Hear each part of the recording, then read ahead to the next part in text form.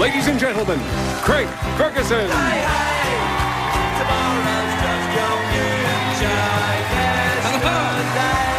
Hi, everybody, welcome.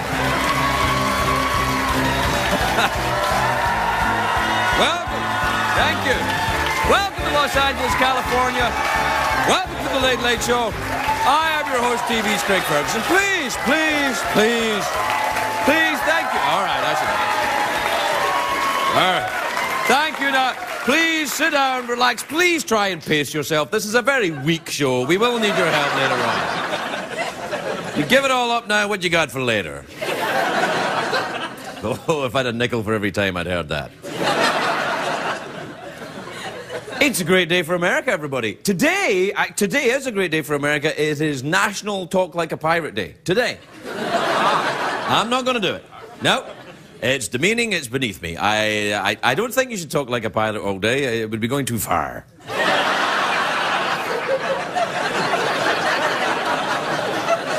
Can't help myself. All right, that's enough. Oh, today, of course, O.J. Simpson was formally charged. 7 felonies. 7 felonies. He says if he knew how much trouble he was going to get into, he would have just murdered the guys. That way, you know, get it out of the way. The other trial, the Phil Spector trial, is a terrible mess as well. The judge ordered the jury to come to an agreement about this guy. There you go. You got to figure out. The jury split 7-5. You know, 7 like the blonde wig, 5 like the afro.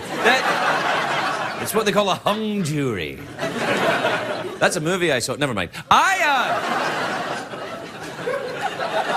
Not such a great day for that college student who was tasered at the John Kerry speech in Florida. You see this? You hear about it? It sounds bad, but, you know, he was tasered. But if you've ever heard John Kerry speaking, getting tasered's a bit less painful. You know what I mean? I can still hear him. Taser me again, bro. Taser me again. No, it's the more ringing. Anyway, you know what? I was on the internet today. I'm doing the Googling, and I found this story. A giant meteorite landed near Lake Titicaca.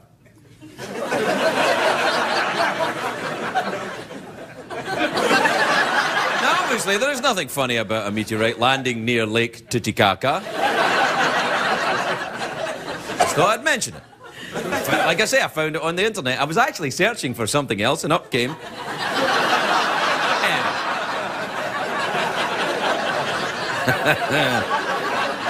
but that's too much about me already, I think. You know, the big story today is actually from Belgium. I never thought I would say that sentence in my life, but it is. Someone put the entire country of Belgium on eBay. Look at it.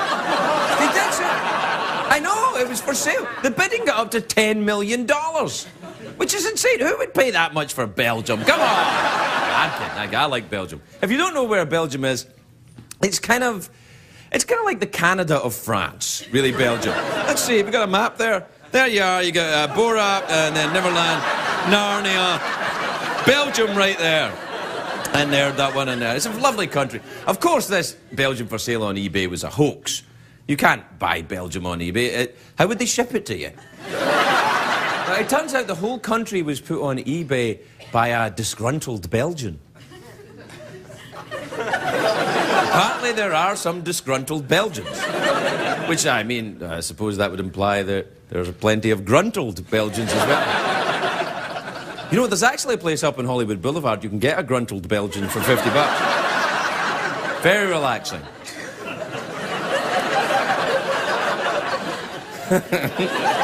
I've been to Belgium, actually. I have been to Belgium. I wasn't gruntled, but I was there. I went... No, it's a lovely country, Belgium. They speak Flemish.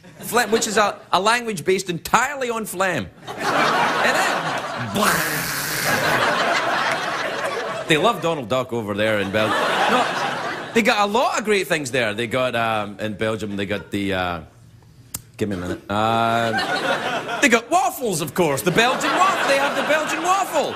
Which I don't think they're really from Belgium. It's just like the English muffins aren't really from England. Just because something sounds English, it doesn't mean it's English. Like Madonna, you know. We're living in a material world. All right, Gavin.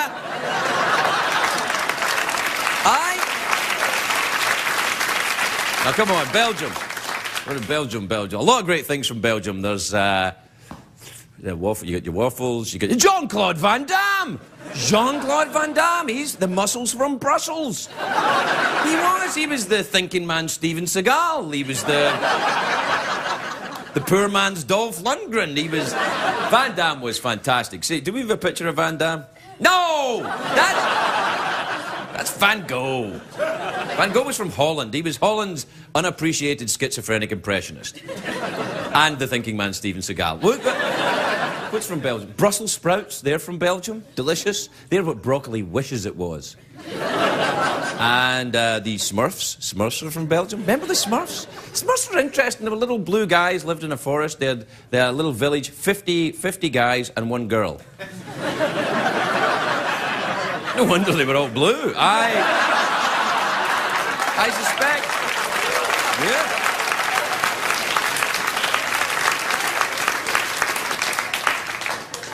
I suspect parts of them were bluer than others. I think you know what I'm saying. So you get... oh, it's one of those days, isn't it? So you get the Belgium, you get the Smurfs, the waffles. Oh, you know what they make in Belgium? The best beer I ever tasted in my life. The best... It's called Duvel. D-U-V-E-L. It's Flemish for devil. It's like 500% alcohol. It's crazy, this stuff. It's like, you know, it's banned under the Geneva Convention. It's amazing. No, I tried it for the first and only time when I was in Amsterdam. Because, you know, Holland's near Belgium. They had this Belgian beer there. And I thought, you know, I had a couple of these Duvels. I like, this is amazing. Why even bother having a hash cookie? This stuff is crazy. I thought, why bother having a hash cookie? Then I thought, well, you should never drink on an empty stomach, I thought. So I had, you know, a couple of hash cookies and some more Duvels, and I woke up in a shop window wearing a corset. No. Good times. That's when I had my first gruntled Belgian, actually, was that. I wonder what happened to those sailors. Anyway, look, Belgium, that's what I'm talking about. So it turns out Belgium wasn't for sale, which is fine with me. I wouldn't have bought Belgium at any price. I wouldn't want a whole country. I just want an island. I'd like an island. Marlon Brando, he had an island. He turned into an island, Marlon Brando, but he had his own island. Nicolas Cage has just brought an island as well. A 40-acre island in the Exuma archipelago. No, I don't know where it is either. I think it's near Lake Titicaca, I'm not sure. Probably. Do you know what, if I had my own island, though, you know what I'd want in it? I'd want a hollowed-out volcano. Because so I could put in a giant laser beam. Because that's... And the James Bond villains have always got their own island, hollowed-out volcano, giant laser beam. And there I could be a Bond villain. Like, hello, Mr. Bond. Welcome to my island, where I hunt the greatest game of all, man. So you're saying you like man? Yes, but not in a gay way, Bob. That's why I'm stroking this cat.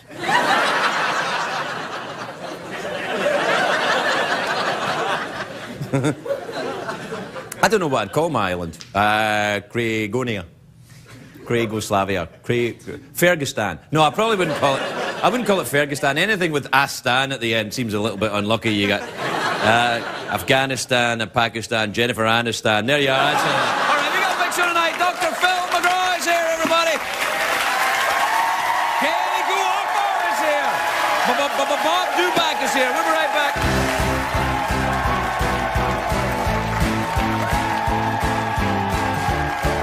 The Late Late Show with Craig Ferguson, sponsored by Viagra.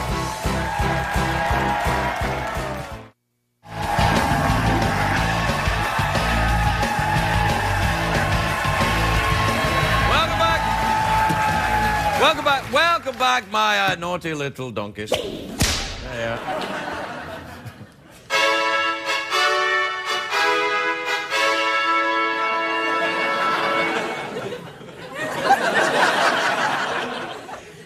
Wasn't that pleasant?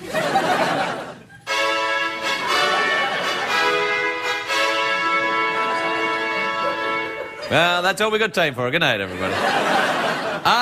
We don't have time for mucking around tonight. You know, oh, listen, before we do the emails, I just have to write a letter. And then I'll be right with you, all right? Dear O.J. Simpson, I know this letter has been a long time coming, but here it is. At your arraignment today, the judge said that you mustn't leave the country. I think that was more a suggestion than an order. Look, if you can find anyone else that will have you, why don't you just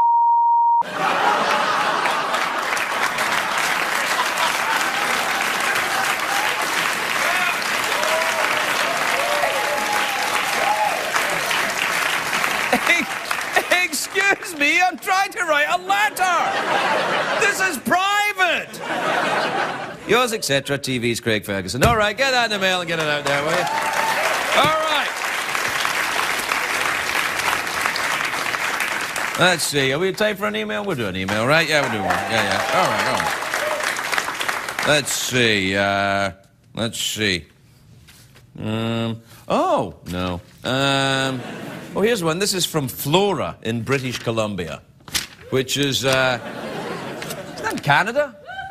Canada, if you don't know, is kind of like the Belgium of America. I'll look forward to the letters. Thank you, Canadians. I'm outraged. Sorry for writing to you. I am... Thank you, one person that knows about Canadians. Let's see, Flora from British Columbia says, Craig, if you were a boxer, what colour would your trunks be? You know, it's a question I get asked all the time, that. I have to say, I don't even know if I would wear trunks. No, I would want to strike fear into the heart of my opponent.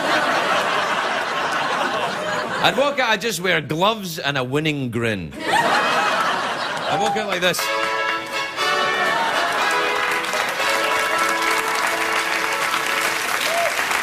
That's all the emails I've got time for. I can't be mucking around. You watch these commercials and then come right back. We'll be right back, everybody.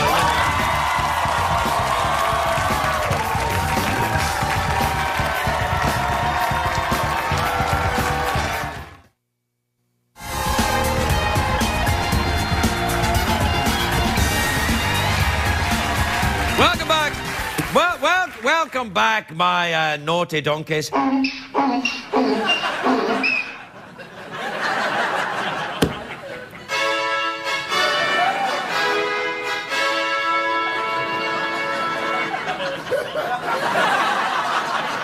I'm practicing for regional car commercials that I'm going to do once I get fired from here. We've got low prices!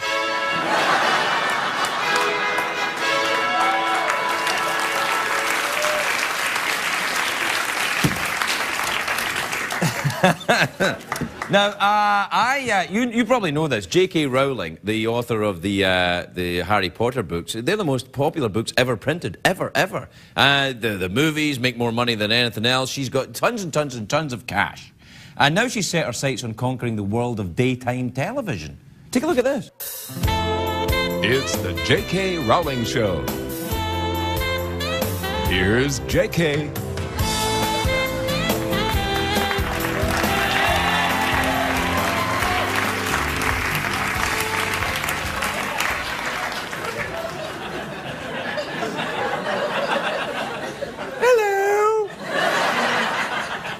Welcome to my show. I'm going to be bigger than Oprah. She made $116 million last year. Do you know what I call making $116 million? Tuesday. I'm rich!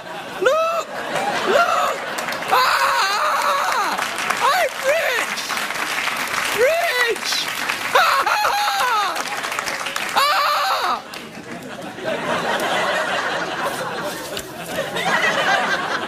My first segment is called Granting Wishes. Granting wishes. All right, here's what we're going to do. Bring out a homeless woman. Hello. This is Brenda. Her greatest wish is to know what it's like to drink expensive champagne. Well, Brenda, you're going to get your wish. Oh, thank you, J.K. All right.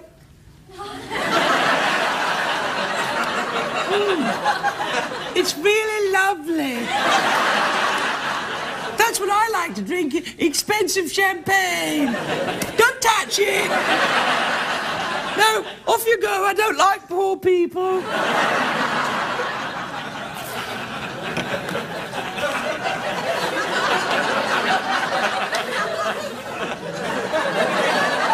Now it's time for JK's Book Club. JK's Book Club. Today's recommendation is a wonderful little book called Harry Potter and the Deathly Hallows. It really moved me into a bigger mansion. I'm rich! I'm rich! Oh, yes!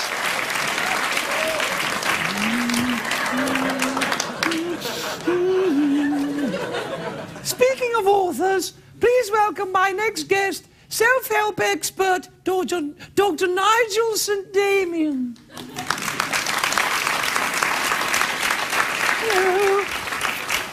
It's an honor to have such a brilliant author on the show. Thank you, JK. No, not you. I was talking about me. Now.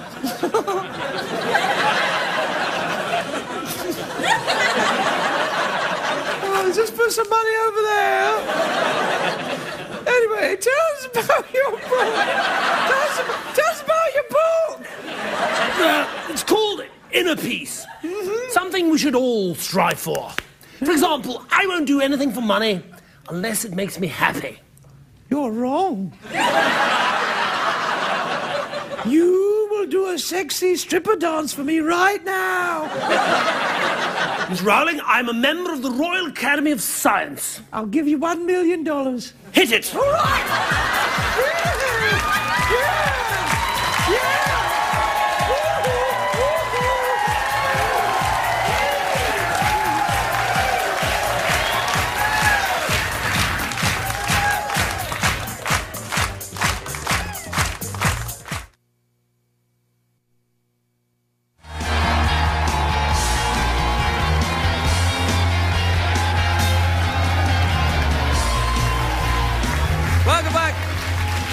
Welcome back, my filthy pigeons.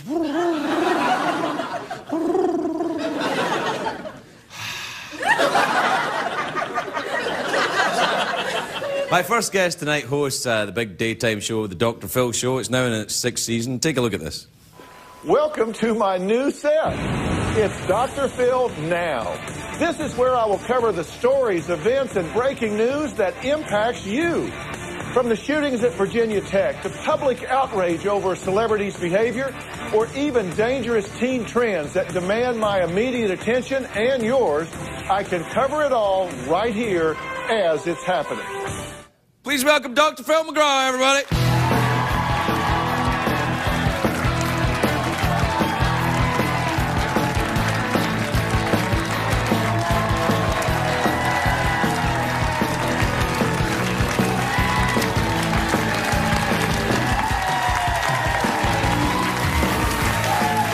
Phil, welcome. Very nice to see you. What's happening? Well, you know, I was actually just looking at your set there. That looks fantastic, that new set. Yeah, you know, we spend every summer reinventing ourselves for the next year. What can we do better to bring information to the people? And one of the things that I just felt like is we've got to react to the big stories that break in America. And we're not going to try to be the 4 o'clock news. I'm going to deal with these from the standpoint of what does it mean to the viewer. Right. I mean, if it's something... we'll use Virginia Tech tragedy as an example. You know, people are wondering, gosh, what's a paranoid schizophrenic? My uncle's supposedly paranoid schizophrenic. I need to be afraid of him. What do I tell my kids that are going to school? How does this affect me? That's the way we're going to be doing those stories. And anything that has an effect on the viewer and they want to know what it means, how to deal with it, what to say to their children, whatever, we're going to do that story. And you need to have a big... no, absolutely. You need to... I like you need to have the big set to do it, because if I said that to CBS, I say, I want to do all that, they'd say, well, you can do that with the old set. Yeah, well... Yeah. But we didn't think so. All right, well... We're actually, you know, we're now hooked into the biggest news service in the world. We've got like 10, 11 different satellite lines coming in and going out, so we can talk to people all over the world, instantaneous. We're prepared to go live. We're prepared to shoot at midnight.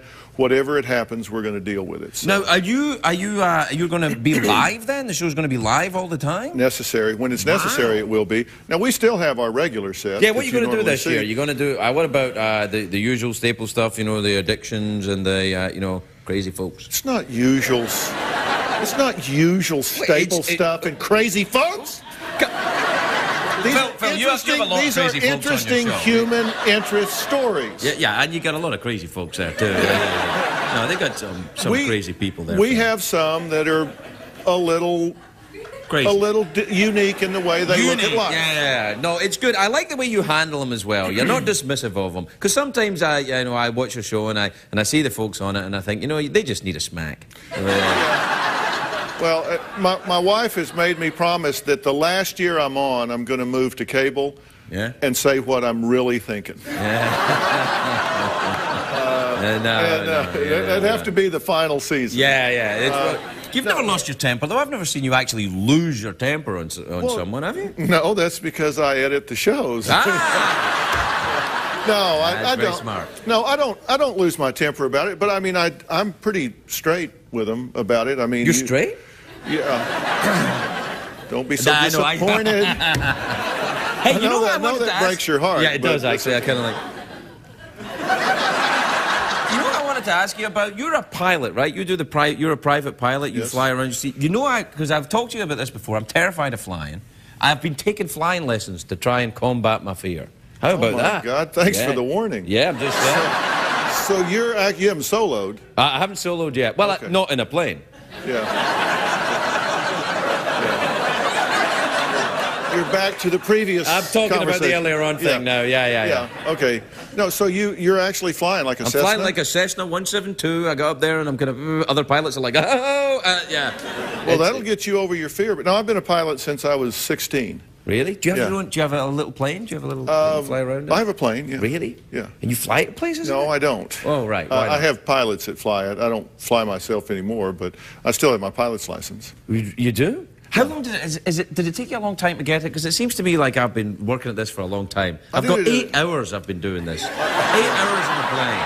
Yeah. How long is it going to take, man? I mean, that's outrageous to turn somebody loose in a $10,000 missile over a civilized, populated area. I can't imagine. I don't fly planes worth $10,000. Are you crazy? It took me like a month. It takes people, you got to have like 40, 50, 60 hours. Yeah, that's right. You got 8, so you're on the way, but you'll solo soon, where they just pull up, get out, and turn you loose. I'll solo tonight. Yeah? So are you going to fly tonight? No, I'll solo tonight. Thanks for that. We should go into vaudeville together. You know, do you think that's the way to combat your fears? Though you're Dr. Phil, right? I'm doing the right thing. Like, run up to your fear and look at it right in the eye. That's the way to do it, isn't it? That's one way. What's the other way? I'd rather do it the other way, because this way's terrifying. Drive. But it's the whole thing about, it's something I have to do in my life. No, listen, I think that one of the best things you can do is understand it. You get out there and fly around, you'll understand. That you get on airliners, you don't like it, but you do it, right? Oh, sure, all the time. And you are much safer in a small plane than you are on an airliner. Oh, thanks very much for that. I mean, it's true. Really? It's true. You can glide and land anywhere in one of those planes. I've done it several times. Really? Did you run out of gas? Well, sort of. Yeah. That's a common one, isn't it? People raise I mean, the mechanical things do break, so I mean, you got to be prepared to go down in a fiery ball. What are you afraid of? What frightens you? Oh, wacky interviews. You're not frightened of anything like that. I can't imagine you'd be frightened of much. The only thing that I would have to say that I have a genuine fear of is something happening to one of my children. Well, of course, I mean, that's the thing, because you feel powerless. You know, it's just terrifying. Your kids are out there, they're driving. My son Jay is a pilot, and so Isn't he a psychotherapist as well, your son? No. He's a lawyer. He's a lawyer. Oh, but he doesn't. Congratulations. No. You could probably retire now. No, we put him in rehab and got him. Get it done early. No, he doesn't practice law. He's actually in television. He produces. And but you worry about your kids. That's the thing where you feel powerless, and I've often said if something happened to one of my kids, you just have to take me to the dump. I mean, I don't know. And when I have people on the show that have lost a child early, I mean, I'm just... Worst thing that can happen to a person. I mean, I have a hard time talking to them. I have a hard time discussing it. You're making a little bit of a change in the show this year, apart from the set thing. You're going to actually talk a little bit more about the celebrity culture, right? Because you haven't talked about... Because I was going to talk to you about the Britney Spears thing and, you know, all of that, these kind of actresses and singers that are crashing and burning. Are you going to look at that? Well, you know, we are, and I'll tell you why. Those things can seem so trivial, and it's so tabloid and so paparazzi driven. All of those things seem like, why would you spend time on that? And I'll tell you why I will spend time on it. These are the role models for our viewers' daughters, our viewers' children. They want to dress like them, act like them, wear their hair like them. They buy their movies, their music, they go to their movies. And then you see these people melt down. Again, what do you say to your kids about that? I mean, you don't want them saying, oh, look how glamorous that is. In and out of clubs every night, drunk, and it just gets more and more attention. They seem like the most popular kids in school. Right. And so people want to emulate that. Parents want to know, what do we say to our kids when the role models and icons self-destruct? So we will deal with it from that standpoint. What do you say? What do you say? Well, I think you got to redirect them. I mean, when you're looking at these, and of course the idea in Hollywood is go out and get incredibly stupid, do incredibly stupid things, and then run to rehab, and everything's okay. Yeah, that's right. Rehab's going to get and rehab is usually spelled S-P-A. You know, they just go into a spa, you know, they lay around the pool for a while, get a little bit of talking therapy, and then they go back out. But the failure rate for people that go to rehab is like 85%. Yeah.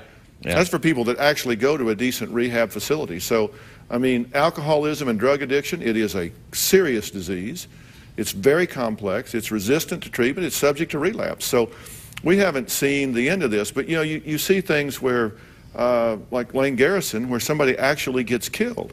And I just have to tell you, when I look at Brittany and Lindsay and all these people doing this stuff, I'm sorry, it just ain't cute anymore. No, I totally agree with I don't think it's cute anymore. I'm sick to death of it. And I think they need to shut up, sit down, stay home. I think stay home would be a good one. Stay home would be a good one. Phil, I always feel when you're on the show, we just don't have enough time. Will you come back sooner the next time? We never have enough time when you're here. We're out of time again. I don't know. Oh, let's go up in an airplane together. Yeah, we could do that. Yeah. I could do that. Long as I'm the one with my hands on the control. That's right. Dr. Phil, everybody. We'll be right back. Thanks so much.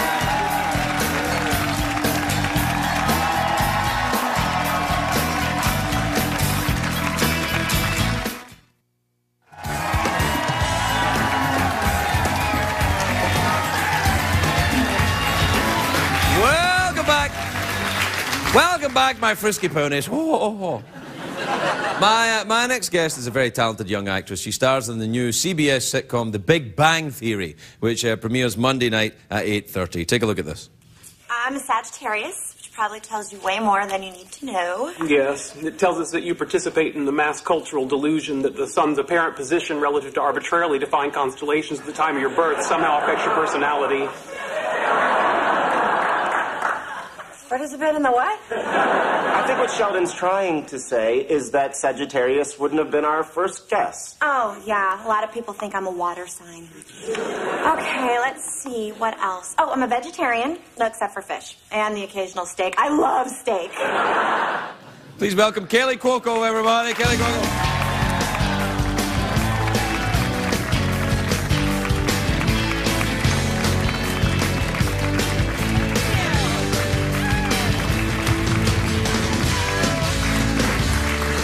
Kaley. Thank you, Craig. Gosh, you are so handsome. Thank you very much indeed. You're welcome here anytime.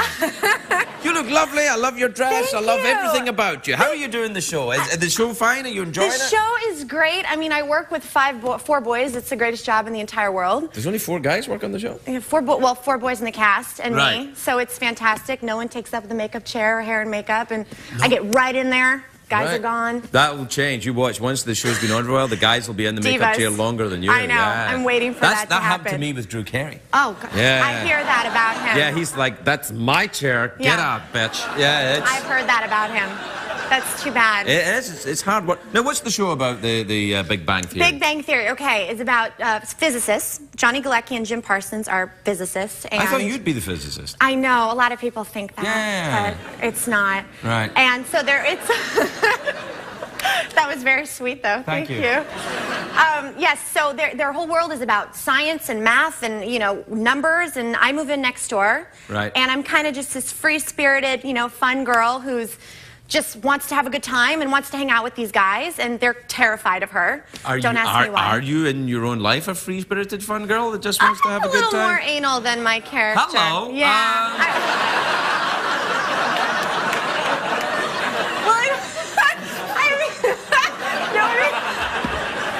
Cut that out. It can only go down uphill from here. Yeah, okay. There you go. No, I'm a little bit more high-strung, but you know, Penny's very easygoing, so it's been really fun to play her. Nice. Yeah. And now, what you live here in California? You from California? I'm a Valley girl. Are you really? I know, and I love it. What part of the valley? I live in Sherman Oaks. Oh, and you can see that from here, and right my over address there. Yeah. Like, there you are. Yeah. That's awesome. Yeah, I love the valley. Do you do all the? Do you surf and skateboard and have you got a lot of tattoos? No, I don't surf or skateboard. What about the tattoos? I have one little tattoo. Oh, really? It's not really a big deal. Yeah, it's tiny. No, it's not. What is it of? It's a little, you know, Chinese. I don't even know what it means, to be honest with you. It was one of the, You do? I think it says know what it means. Blonde. No, I don't. No, I don't. Really? No, I don't. Where did you get it done? Not what part of your body. Where, This is so dumb. This dumb little tattoo parlor. It was so stupid. I actually called my mom. I woke up and I called my mom, I'm heading out to get a tattoo. And she goes, go crazy? No, she laughed. She goes, well, is it of a cross? And I go, no, but you're so cute. But it was, you know, she just thought it would be sweet if I had a Well, I think it is sweet, and I like that you've got it in a It's hidden. You can't see it anywhere. Right. Yeah. I can't ever see it. No. Okay. Well, maybe. Maybe one day. No, Let's see how good this interview goes. Okay. Steady on. So the whole showbiz thing. Yes. Treating you very well. Showbiz is showbiz. You've been an actress for a long time, though, haven't you? You've been doing You know this what? for a I while. have since I was like 5. Can you believe that? Did you really want to do it when you were 5? I mean, really? Yeah. I've got the greatest family in the world. Greatest parents. I always loved to do it. No, come on. The Osmonds have the greatest family okay, you're in the right. world. Sorry. Second greatest parents. Right. Greatest parents in the world. Always said do whatever you wanted to do, and I loved it. I basically, when I see a camera, I get very excited. So I'm just, you know, a camera. I've been like that since I was little. That's not a camera, is it? There's 4 in here. 4 cameras. So I was kind of born, you know. Yeah, no, I like that. I thought you were going to tell me that wasn't a camera, I was going to die. It is, right? I can't see myself, but I think it is. It's one of the old-timey camera phones. There's nothing there. No, it's a camera. Okay, Otherwise, good. how could we see you? I know, you're right.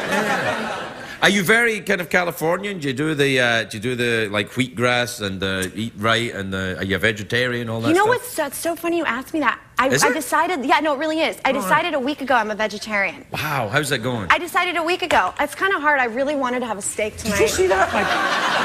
Sorry, the picture just fell on my desk. I know. That was really creepy, That wasn't was it? weird. Yeah, I hate Do you that. have a Hang on a ghost second. in I here? better do my noise for that. Oh, wait. Hold on. Oh, I love these.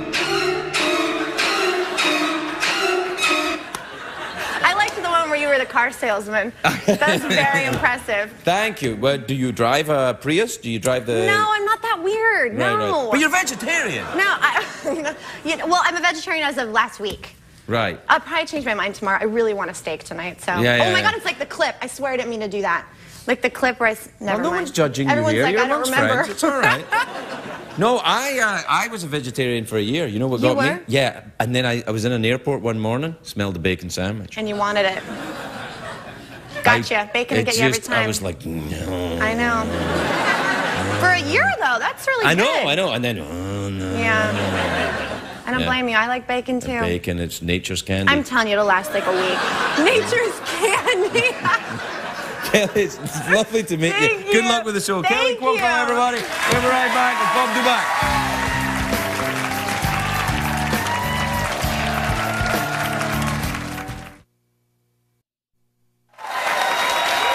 Welcome back, everybody. Well, welcome back. My next guest begins touring with his new one-man show, The Male Intellect, The Second Coming, in Northern California on October the 20th. Please welcome Bob Dubac, everybody. Bob Dubac.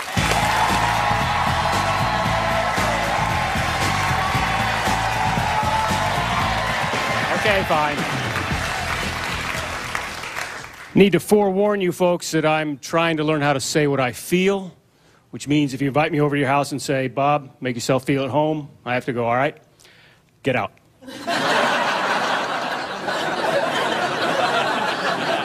Because we're not saying what we feel anymore. We're saying the opposite of what we mean. For example, when you hear someone say that they're just kidding, they're not, are they? Someone will go, hey, nice haircut. You do it yourself?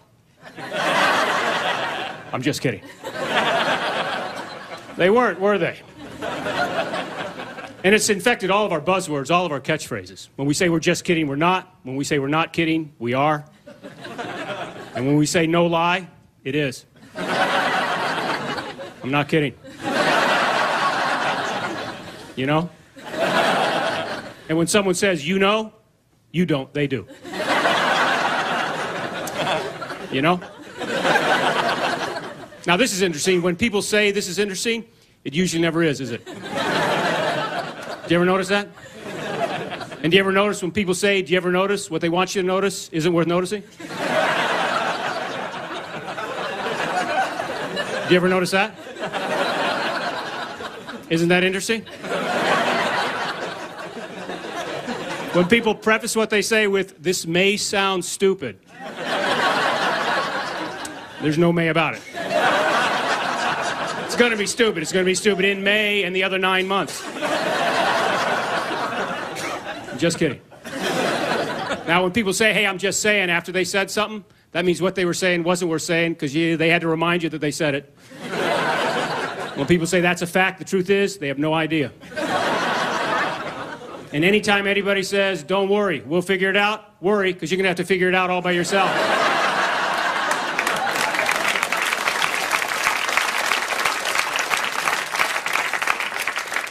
And that's a fact. I'm not kidding, I'm just saying. You know? Now, this is important. Anytime anybody says, beats me, don't hesitate. Smack them upside the head with a dictionary, preferably unabridged, because it's a problem in our society today. Our vocabulary is deteriorated into, what's the word? Whatever. Both men and women, a man's vocabulary revolves around one word, the word dude. Dude to a man can mean whatever. It can be a statement, dude. It can be a question, dude. It can be astonishment, dude. It can be impatience, dude. We have more dudes in our vocabulary than ever existed on a ranch. And ladies, yours is much better. Your vocabulary is a little larger than ours, so it revolves around two words. First word is, oh my God. Oh my God, oh my God, oh my God. Which is actually three words posing as one. All the blondes are going, oh my. He is so right. That is amazing. No, it's not, but that is the second word. Ladies, the word amazing, can I let you in on a little secret? A salad is not amazing. I'm not kidding. It's fresh. What, pray tell, is amazing? Don't pray, I'll tell you. Two women having a conversation and never using the word amazing, that would be amazing. But it's just, no. It's just amazing. It's not really amazing. What's really amazing, we put the word really in front of the word amazing because amazing doesn't mean amazing anymore. That's really amazing, but a salad isn't. It really isn't. It's perishable. Walking on water is amazing. Getting an entire planet believe you walked on water is really amazing. A salad is nutritious. Getting elected president without the popular vote is amazing. For getting that happened and re-elected him 4 years later is really amazing. Not a salad. Thanks very much. Bob Dubac, everybody. Oh.